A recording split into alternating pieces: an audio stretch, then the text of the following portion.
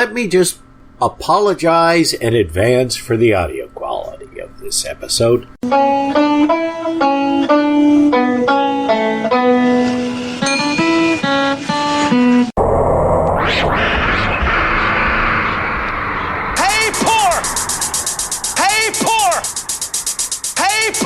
You don't have to be poor anymore. Jesus is here. The loudspeaker spoke up and said, Christianity is stupid.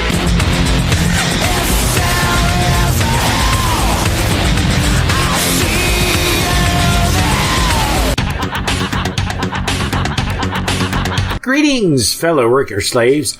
Podcasting at 128 kilobits from the Fortress of Squalitude, not far from the Redneck Mecca.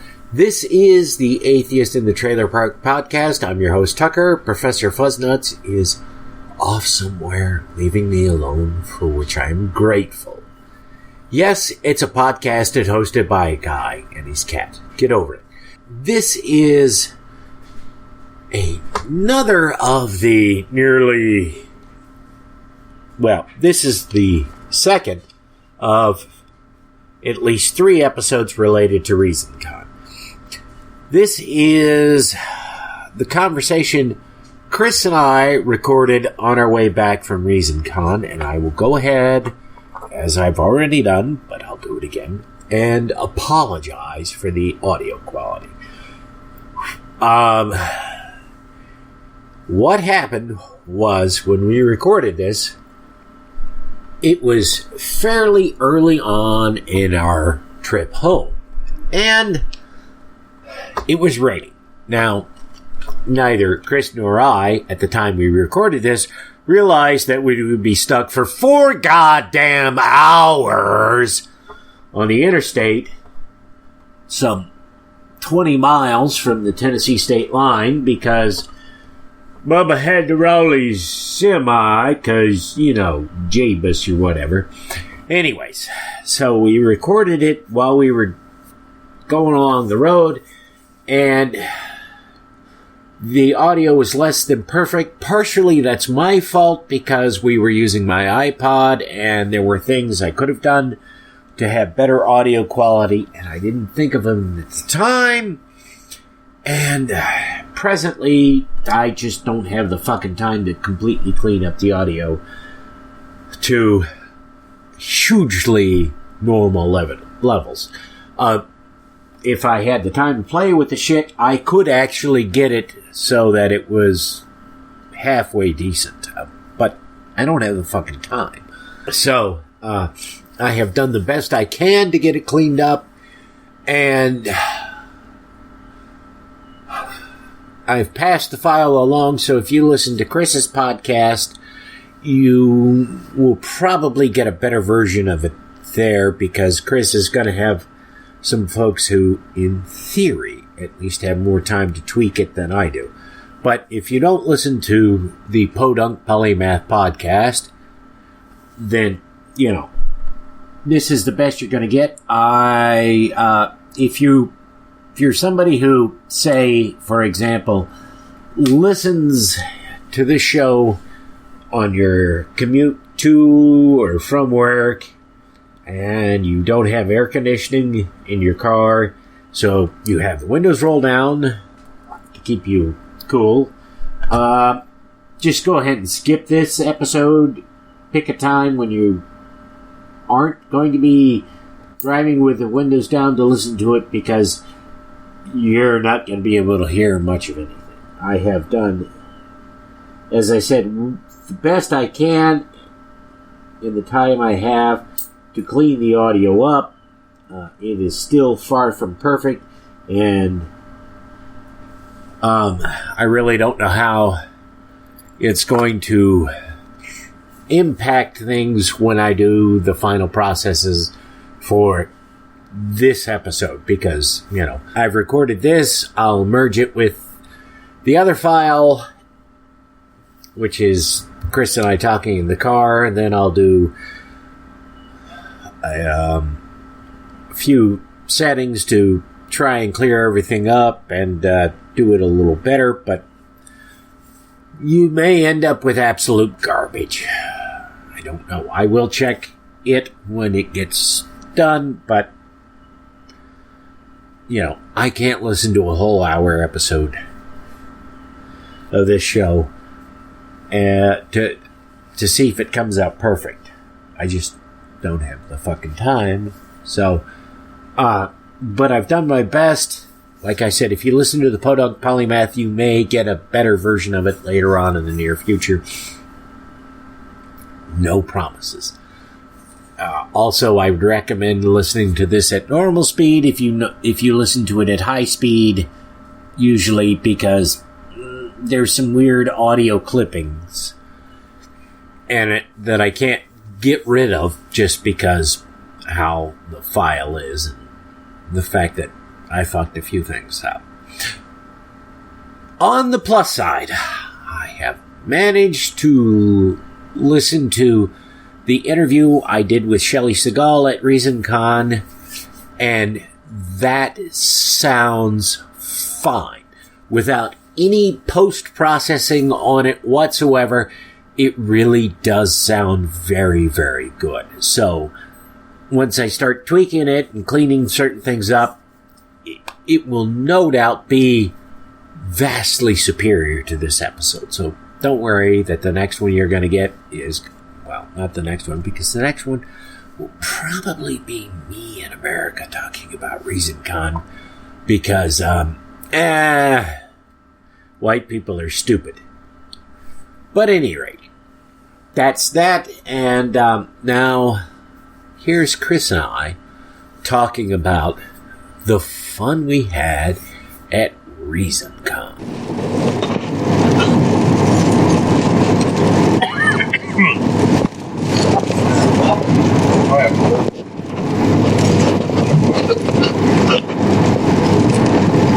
Well, mine you don't have to hold.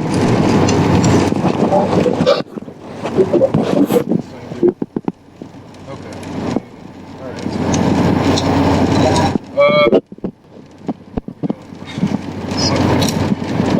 Reflections on ReasonCon, the road back from ReasonCon. Chris Watson's in here with Tucker Drake. Kind of recounts some of our immediate thoughts. Tucker, why don't you go ahead and start things off? Oh, God. It was just shitty. No, I'm kidding, of course. It was fucking awesome! I second that emotion.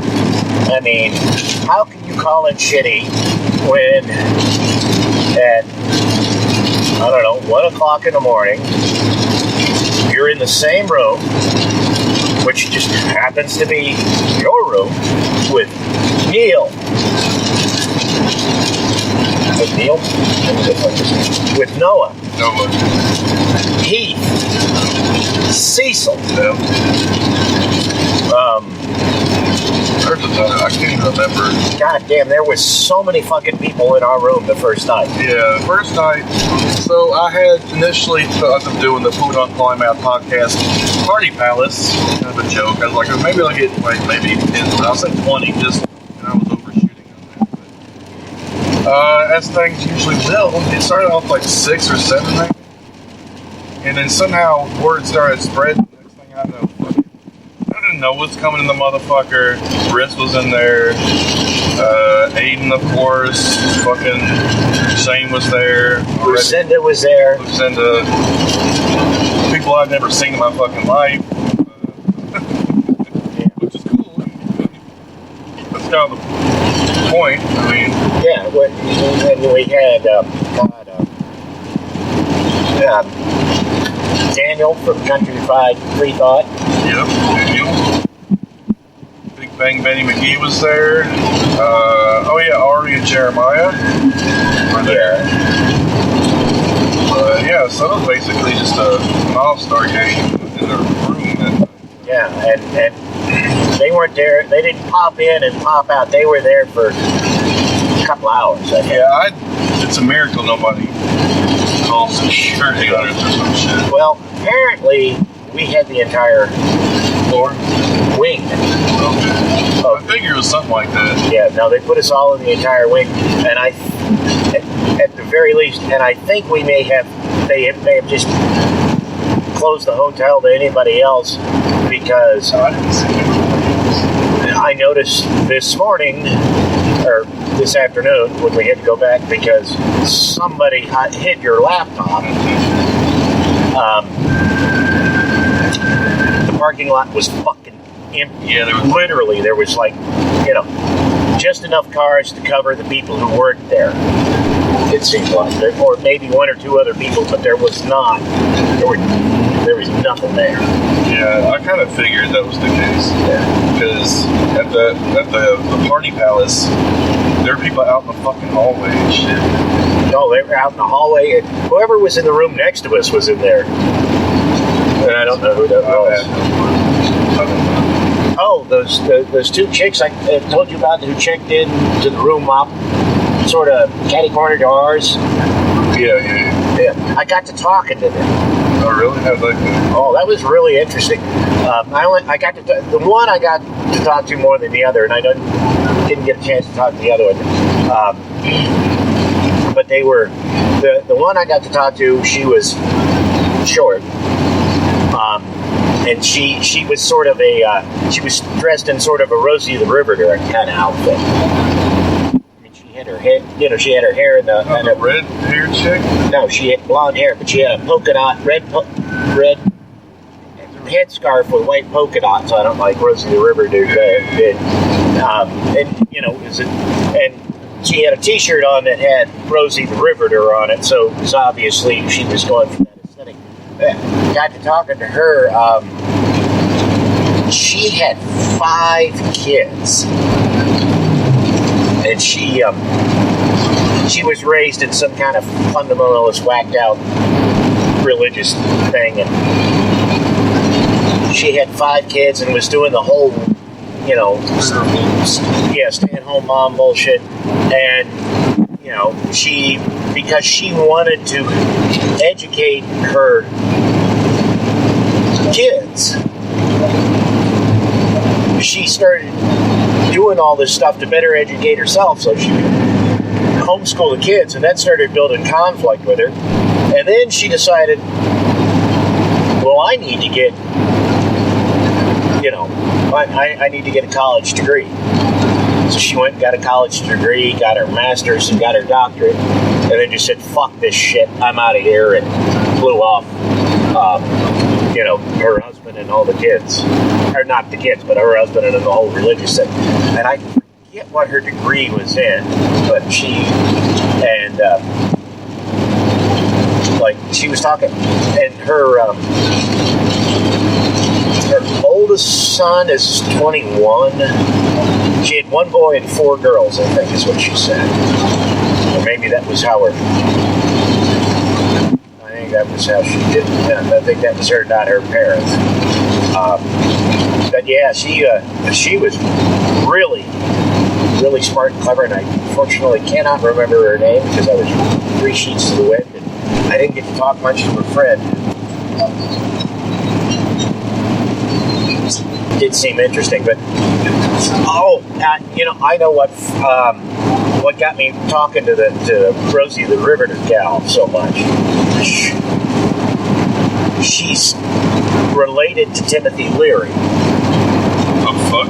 Yeah, not her, but her one of her. He's like a great uncle or an uncle of one of her kids. Yeah. And I was like, whoa, that's pretty fucked up. She's like, oh yeah. Did you hear about Shane getting his foot cut open? No, but I heard him. I know he left him. Said he couldn't come out to the after party on Friday because his foot was bothering him. But I was like, wait, what happened?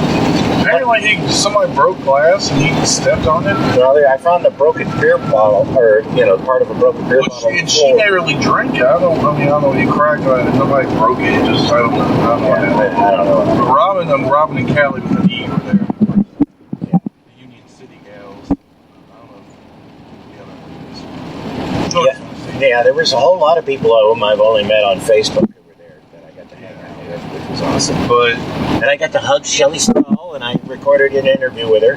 I haven't listened to the audio to see how it is. was going to, but I get in those situations. It's just I don't want to do that. I mean, Trav was doing it out there. Yeah. And he has one of those Zoom portable recorders. Yeah. What I wanted to do, and it didn't hit me until it was too late, because it would have actually made the fucking moment, I think, was at the after party. I was like, there's that piano down there. Fucking no one knows how to play the piano. Did he do it last time? Yes, he did it last time. That's how I know. And I was like, why don't we see if we can't talk him into playing the piano while Shelley sings? And by that time, he'd already gone to bed because he was more like fucking tired as fuck. Dude, they busted their ass to do that Gamcast. They did, because that was some serious hard fucking work they put into that. And so I know they were. I know they were worn out. Noah was worn out because he does so much of it. And I was talking to him, and he's like, he goes, I'm trying to make it more visible how hard it is for us to do these things at the live show. I says, because I told him, I says, dude, I know you worked your ass on that shit, and it is in no way can that be easy. And then he says, I'm trying to make it hard because he says it does wear him out. Yeah, but even then, man, I mean, he pours a lot of energy into that. And then, he had the quote-unquote problem of Eli and the Indian baby, which will make sense when you hear the episode. But, I mean, the problem with that is just, the riffs that they got going on some of the material were hysterical. And, Noah tightly scripts everything. And then he doesn't object to them improvising. But, they were doing the scripted out stuff. And then they were doing the huge improvising. And he's like, we got to speed this up. And you can't cut them off when they're improvising because that's their best material. Yeah, that was pretty awesome. Yeah. They showed that trailer for Science Bombs. Yeah, they showed that. That was pretty cool. I talked to Natalie on the last episode. The thing she's created over there. Yeah. About skepticism, mothers being skeptics and shit, not believing any of that vaccine shit and all that kind of stuff. GMO bullshit. Yeah, that was cool. What else? George Shelley Seagal sang in a little mini concert. Yeah, that was nice. The Team Tiny Dancing. Oh, God, dude. Tore my ass apart. Oh, fuck, yeah. I mean, it in some ways it wasn't as bad as the recovering from religion with their stuff that they were doing. Yeah, I mean, when I say that, it didn't hurt. Because the recovering from religion, the thing that stuck in my mind about that was, they were reading the transcripts from the calls of people, and there was like one, something about a little kid asking their parents a fairly simple question about religion, and their parents were like, freaked the fuck out and said, we're going to throw you out if you keep asking shit like this. And I mean, it was a simple question. It wasn't like, well, where did God come from, or where did it? It was something that anybody who was actually religious should have an answer to. That was pretty rough, but but the thing that we had this year with the Team Tiny Dancer, that tore you up in a different way. And I'm just going to say it, I really wish they'd have left the scenes with the hearse out. I did not need to see that at all. Yeah. I was sitting next to Professor Stephen, and he was just, he was balling hard. I'm not making fun of him for it. I'm just, that was somebody I know who absolutely, it just ripped him up. because he was the only one I could see from where I was sitting. I could see their face, but I know it tore him up bad. Yeah, I think everybody's. Yeah. I got to talk to Jeremiah quite a bit, actually. And foolishly, he invited me on his show, so I don't know what's wrong with him, but yeah. No accounting for tasting this. Yeah, he was carrying a guitar around or something. He was going to play with Shelly Segal, but apparently they didn't come together or whatever. Yeah. Oh, yeah. So I did basically a selfie guest, basically. I think I took like 100 selfies or something. I have to go back and down. I was taking pictures with everybody I could find. You and people had no clue what the fuck they were. So that was my thing, and of course the party we had in the room. Oh, I got to meet Jessica Chow for the first time she was there. She's pretty cool. She's funny. Yeah, she is. She's a great writer. She was tabling for PSF, running secular feminism, and I also got to meet Rachel, who was, the head of that show. But also some of the other co-correspondents, whatever they are. Of course, I think I've met them all before. Yeah. Yeah, I've met at least one.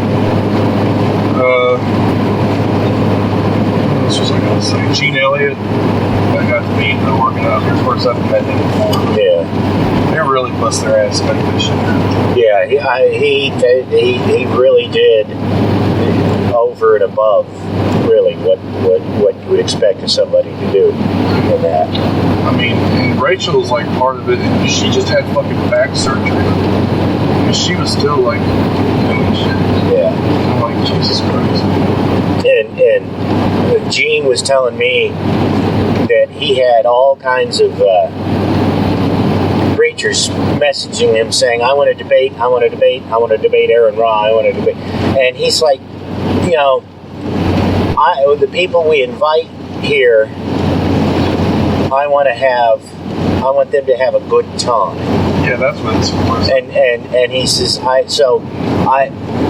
he says there's a place for debates, but I don't want it to be this place. I want, the people we invite as guests to speak or whatever, to be able to come here and have a good time and relax as best they can, amongst their fellow non-believers. Yeah, that's what it's for. Yeah, and I mean, there's you can find 8 billion debates on YouTube between. That's what I was saying. That's why it's hard for me to listen to. The speeches to me are secondary, man. Because I've seen Dylan Honey. We've all seen Dylan Honey. Yeah. She's not going to top that speech she gave today. Oh, yes, she is. She fucking did, and I missed it. Because I was like, I've probably seen it before. And Noah's like, oh, no, you really need to go. He wouldn't tell me why, and I'm just like, I mean, because they, they all, that was the thing when I saw Neil deGrasse Tyson. He says, I have about 12 or 14 of these things memorized, or that I do, and he says, when I go to a place, I send them a list, and I say, which one of these presentations do you want me to give?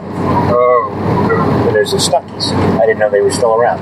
But anyways, he says, which one of these? And so they pick from, and all of them do that. I mean, because they all rotate through, because you cannot write a really good speech for every event you're going to be that's new and unique. You have to write, you can only have a couple, because no human really can write, be that unique every time out of the box.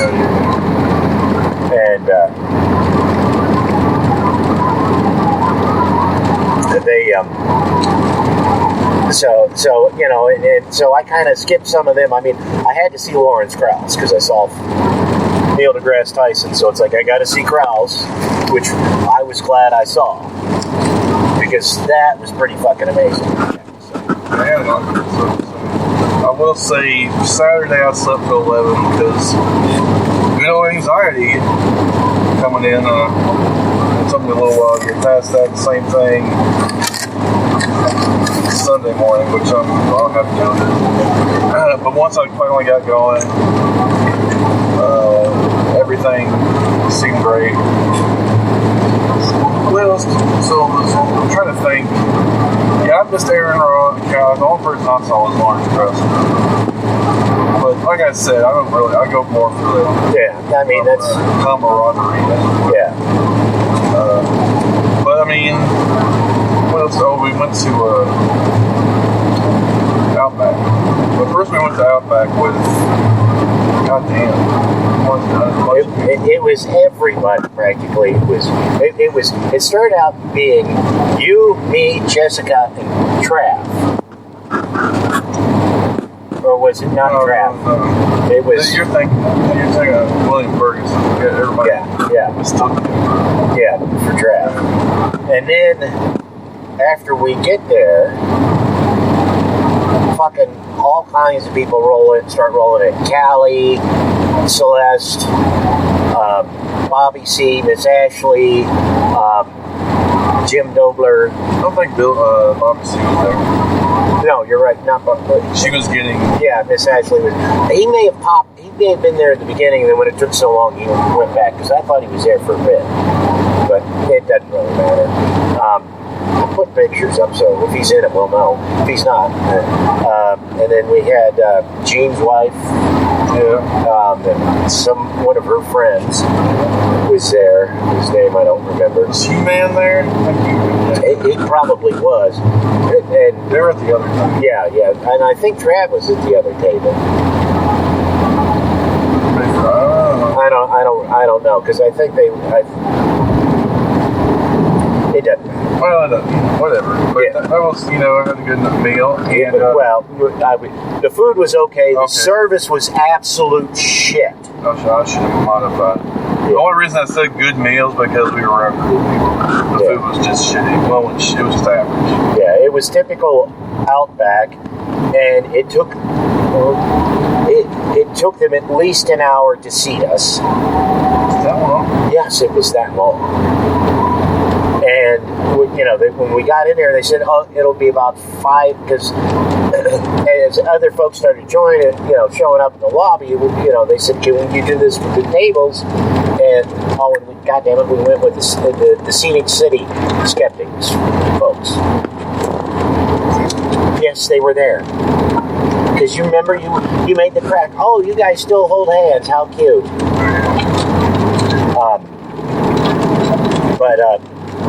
So, and we're going to get a couple of tables pushed together. And they're like, oh, yeah, we can do that in about 5 minutes. Yeah, well. It was an hour. And then, we ordered and, it took forever for our food to arrive. My coat took forever. I'm going to die first. I'm never going to get coached. Like I said, hanging out with cool people. Yeah. Lawrence Krauss was walking away when we were standing outside. I'm like, is that Lawrence Krauss? And I should have got the selfie. I had my chance, but I didn't want to look stupid. And you were not, is that Lawrence Krauss? And you're like, you made a comment, and I said, that's Lawrence motherfucking Krauss. And you're like, it is? I said, yes. And you're like, he looks angry. No, that's the way he always walks. I don't think he saw this Krauss. I just saw him for 1 eye. And I saw that crazy outfit.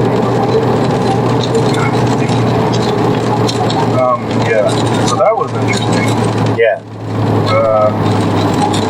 We went to dinner at Melon Mushroom. That was awesome. Yeah, that was pretty good. We got to hang out with Morgan and Trav. Yes. And just us four. Yeah. Jessica popped over, and I never saw where she was at. So she was inside. Yeah. I wanted to sit outside because it was nice. Yeah, but I never saw when we were leaving. I never saw where she was to wave at her. I really enjoyed it. It was fun. Like I said, nice outside. Had a good time. get to meet Morgan was cool. Hell, get to meet all them motherfuckers. Yeah. It's cool, And the Gamcast episode was just fucking. I want to hear that when that comes out to see how much Noah left in. because that thing went. Oh, we went way long. We went way long. He was like, boy, you know, that he was really kind of nervous about that. He said, Well, he's really, he plans everything out. Yeah. And then, goes awry and he gets nervous. yeah, but they had the room booked for only a certain period of time. Oh, And I think if they go long, yeah.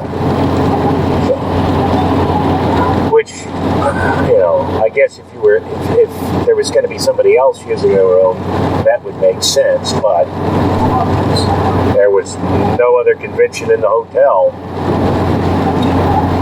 I'm like, who the fuck else is he? Yeah. Oh, Shannon Nebo got some award. I wasn't quite sure. Basically, it was best humanist activist or something. Something like that. I don't remember exactly what it was. Which Jennifer Lovejoy came out Yeah. to give it to her, and apparently nobody knew she was there. No. Because they were trying to keep it a secret. Yeah. And she pops out and shouts, "Oh my God!" And I didn't know they were all close like that. Yeah. So I thought that got to see Mark Eagle. Funny. Nova was running every fucking where. That child just couldn't stay still. Yeah. Beautiful job, I don't know who it was, but there was a guy with his kid on his shoulders, right? Kid couldn't have been more than about 2 or 3. And every time they walked past a mirror, the kid would see his reflection and go, "Hi!" really loud. It was hysterical. Because, at one point his dad's like, "You're a lot more enthusiastic talking to the mirror than you are to talking to other people." Yeah. Well, I'm sure the kid's just like, this is the neatest thing in the world. He's, somewhere different. There's all these mirrors and he can do stuff and the mirror does it. And it's fascinating. I'll go back to those. Yeah. But yeah, she got that award. Somebody else. I think it was one, but I actually got to talk to Jennifer Lovejoy afterwards. She was all happy. Acting like she was happy. I'm like, you don't want to punch me? Because anybody, of course, knows that I got the trouble last time. That's why this is the ReasonCon redemption. It's like if I said anything every time I said something after I didn't dreams, I'd be in trouble. So that was very cool of her. And she said she saw all the pictures, my selfies I was posting, and she was like, I can't say it. She was afraid to comment because she had everybody convinced she was in the fucking pictures. Yeah. Good. Well, because I was talking with her afterwards, and she said they had to keep it a secret because they knew Bobby wouldn't be able to. Like, a whole bunch of other people involved with ReasonCon knew that she was going to be there, I guess, but they're like, we can't tell Bobby. He'll.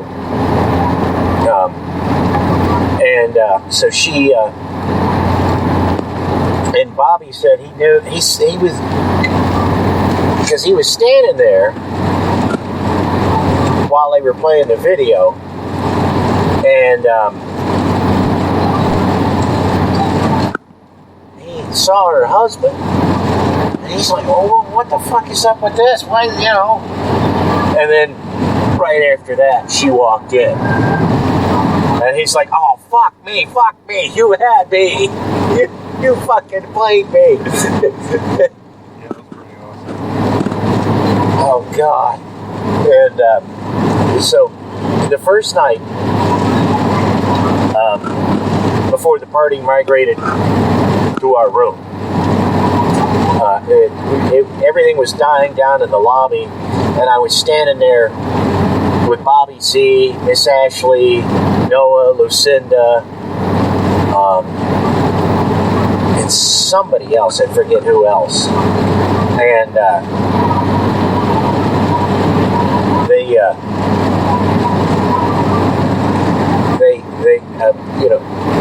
we're talking about going to Golden Corral. And Bobby was just proud as fuck that he got his senior citizen discount at Golden Corral. It's like, it's like, wow, Bobby.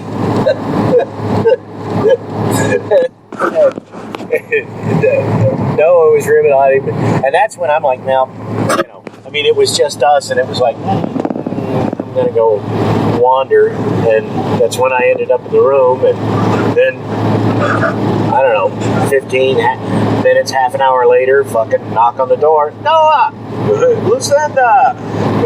Cecil! I didn't think that was going to happen. No. I figured we'd have just the ordinary folks like us there. I didn't figure we'd have the celebrities. No, Andrew Torres was there. That's right. And he kept saying, I know Lawrence Krause's hotel number. Room number. I know. Greg Torres or Krause? Torres. Because Krause was, he'd had a few when I talked to him. Torres is gone. They had to drag him out of the after party.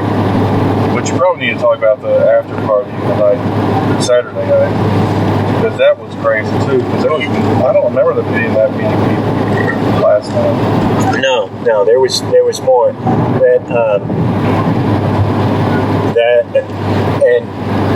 the AC in that place is not designed to handle that many people. Yeah.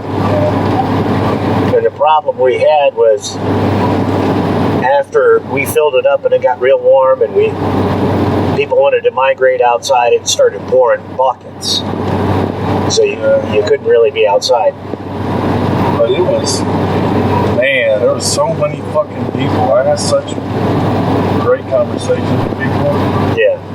I mean, like, I was talking to some Air Force analyst about Snowden earlier because I wanted to get their take on it.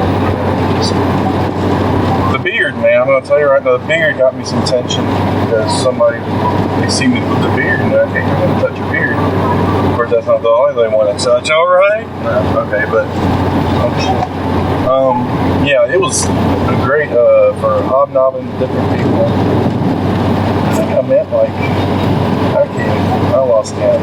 Yeah. There's so many different people, and I was friends with some of them already, but first on Facebook, you end up friends, so I should have got business card. Apparently everybody else did, but I didn't. So I guess I'll do that next time.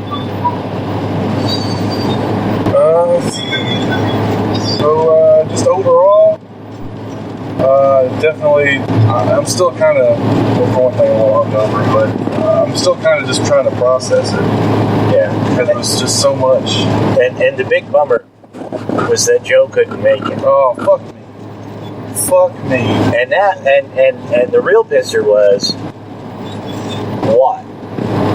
2 hours into the start of the first night of ReasonCon, he posts, guess who gets to go home to Nashville now?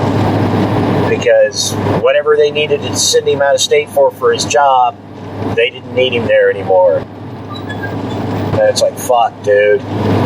That really sucks. So naturally, I was sending him all kinds of shit, that, pictures and other things like that, and getting messages back from him saying, I really fucking hate you. Yeah. I was posting stuff. Yeah, that really did suck. Yeah, that man, because I know he was looking forward to that. Yeah, we've been playing this shit ever since we heard about it. Yeah. Oh, I can't fail to mention the dancing. And I use air quotes. In that part of that party room, the after party room, there was like this little dance floor. And there were poor white people now. I'm like, I'm not going to call it dancing. I don't know what the fuck it was. Scary white people dancing, that's what it was. So I did a little Facebook Live, and won't you please hit me these four? Like the style of ASPCA. Yeah. However, I got drugged into dancing, and Gene Elliott was fucking recording the whole fucking thing. So now I'm gonna pop up somewhere. I try to hide my face. I was like, I had my hand like up in the way. Maybe nobody will notice my huge ass beard, red beard, whatever. Yeah, that was fun. But it was one. She was tiny. She was like, I thought she was gonna fucking burst into flames, man. She was sweating. Oh yeah, she was. I saw her. I didn't see her dancing, but I saw her. She came in and out of there a couple of times, and she was just soaked in sweat. I gotta say, dancing is warm exercise. Even when it's not pretty, I guess. So yeah. Yeah, we'll do it again. Hopefully we're gonna do it again, and hopefully NanaCon will come back. So again, we can have like a holidays of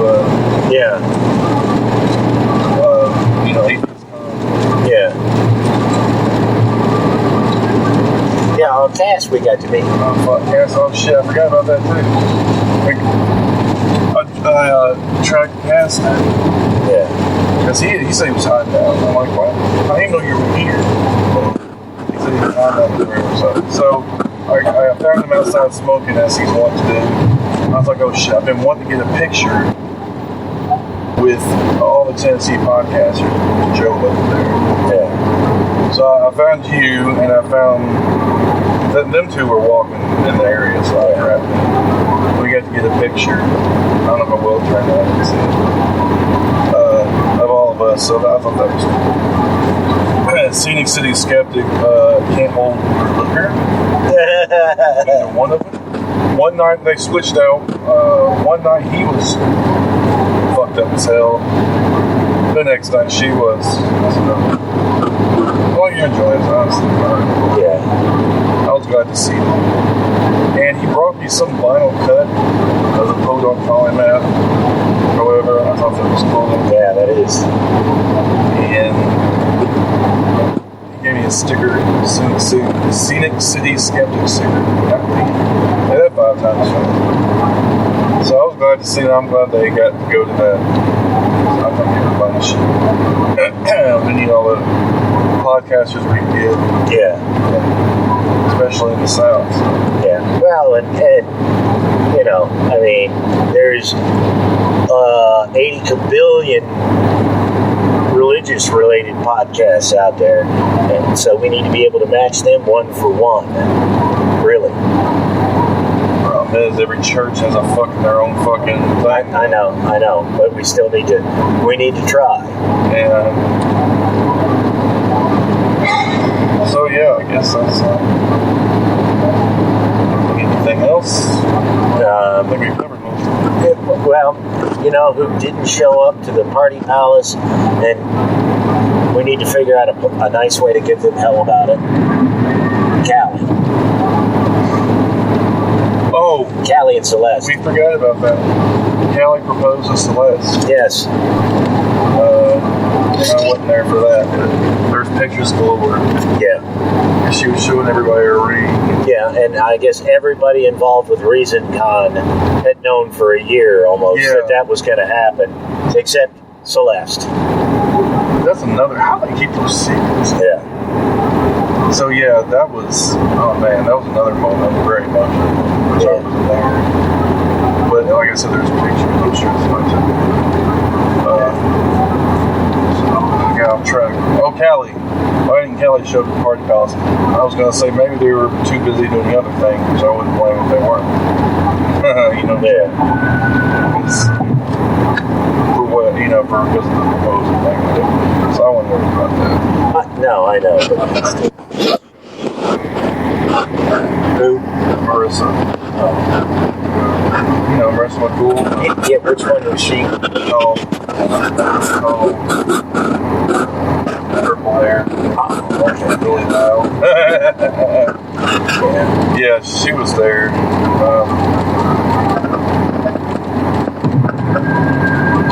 The only big absence was Ishmael, I guess. Yeah. Other than that, I didn't know Thomas Smith was coming until I didn't either, or Bryce Blankenagel. I thought Bryce, because I talked to him when I interviewed him for one episode. He said we were going to have to get together and talk more than just, because I saw him the last one and we just spoke to each other for like 5 seconds. Yeah. So I got to talk to him a little more, so I knew he was going to be there. I mean, I figured I didn't know he was going to be there, but, when I saw him, and I was like, yeah, it makes sense. He's probably doing some research not too far. Well, he was part of the game cast. Yeah. Or not, no, I was talking about Bryce. Oh, my bad. Yeah. And because I was like, I didn't expect him here, but I haven't listened to these podcasts in a while, so just don't have the time. That's a deep dive. Yeah. Once you're into really deep into Mormon stuff, it's difficult. Yeah. Okay. Oh, another thing, Michael Simone, shooting trip. Yeah. He showed up.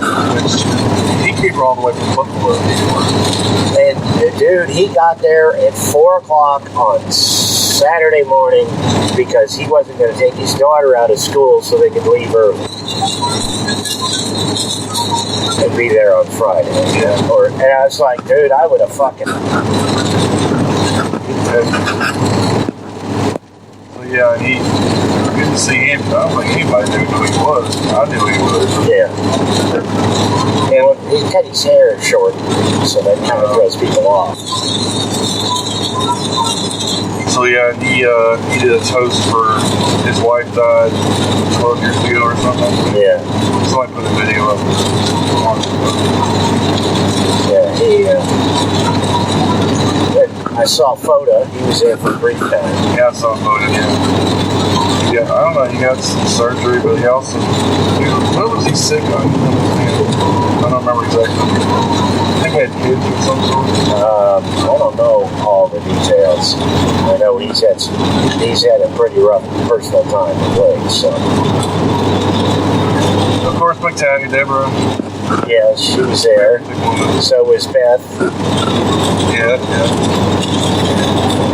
So, yeah, just doing this forever. Anyway, now I think that's That's it for this episode of The Atheist in the Trailer Park Podcast.